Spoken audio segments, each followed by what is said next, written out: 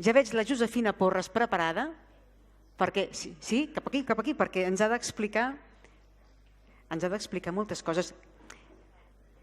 Una de les coses que a mi m'agrada de tots els llibres que habitualment presentem a la Fira del Llibre del Pirineu és que ens permet descobrir moltes vegades vessants desconegudes o poc populars d'alguns dels fets de la nostra història i del nostre entorn. Si fins ara parlàvem amb el senyor Amadeu Gallard sobre aquesta època de la República Espanyola i d'aquest paper de l'Enric Canturri, avui també parlarem d'una part de la història excepcional, força desconeguda, una història particular que defineix tota una època i més d'una generació de pirinencs. Avui parlem amb la Josefina Porres d'un llibre que porta per títol Els fills dels miners d'Adrall, un llibre d'edicions Salòria. Molt bon dia. Bon dia. Una història poc coneguda, aquesta dels fills dels miners d'Adrall. Sí? Suposo que sí, no? D'on surt aquesta història, va? Sí. Bueno, és una història viscuda en primera persona d'una dona, transcort en la primera meitat del segle XX i us he de dir que la relació que jo tenia amb la protagonista és la meva sogra, la Rafaela. La Rafaela, i fruit de moltes converses durant molts anys doncs va sorgir el llibre. A mi m'interessava molt la seva història. Per què? Perquè la va viure en un context molt difícil d'aquell moment. Va viure el naixement de les mines d'Adrall, les grans desconegudes per molta gent. Va ser una infraestructura industrial molt important, potser la més important que s'hagués fet a l'Alt Urgell en aquell moment. Va viure els danys col·laterals dels miners, amb la mort prematura del seu pare. Van viure moltes necessitats.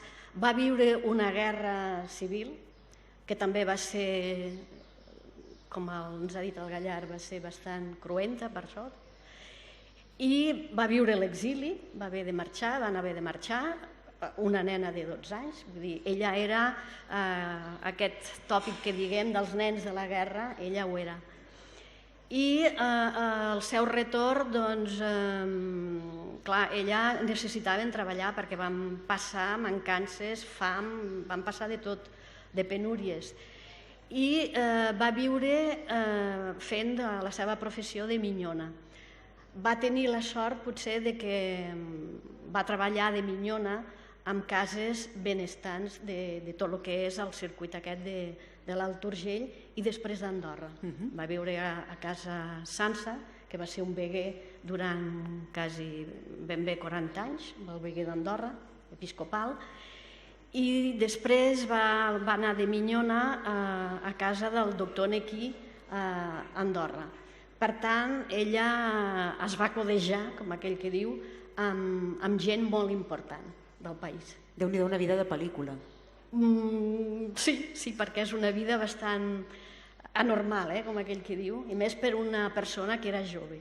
D'aquesta manera també jo entenc que la novel·la, més enllà de voler reflectir un moment en el temps i una història poc coneguda, com és la dels miners d'Adrall, també m'ho sembla que potser és un cert homenatge a aquesta figura, a la Rafaela. Sí.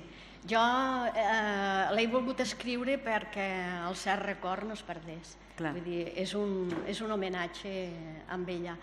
I l'exemple d'aquesta història està molt vinculat a tots aquests fets històrics. Vull dir, s'havia de contextualitzar.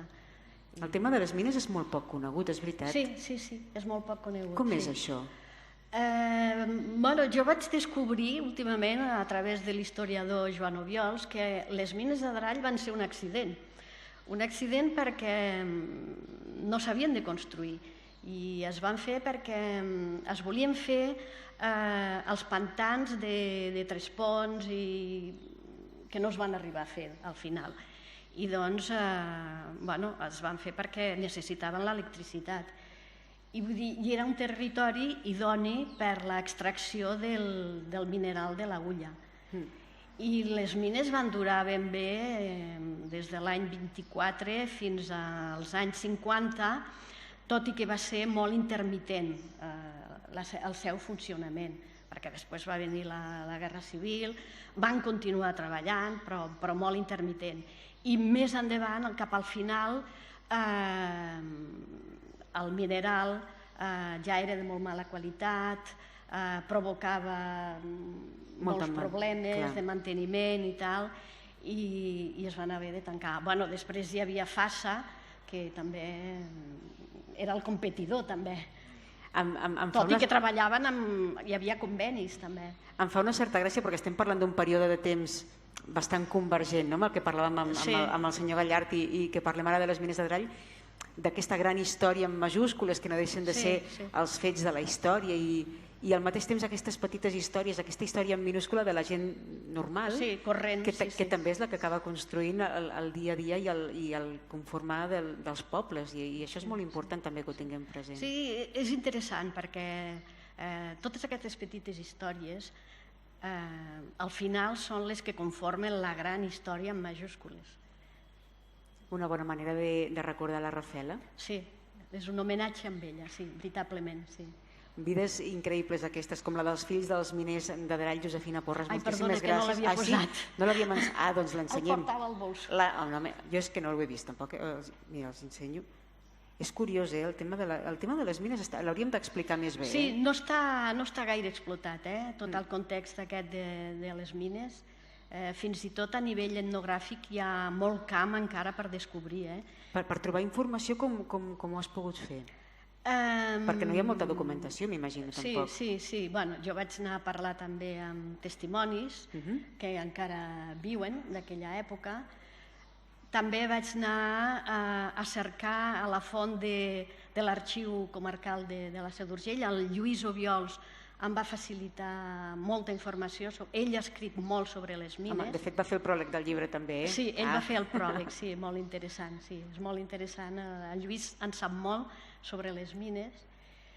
I després sobre la Guerra Civil, perquè clar, amb ella la va enxampar de pataca a la Seu d'Urgell.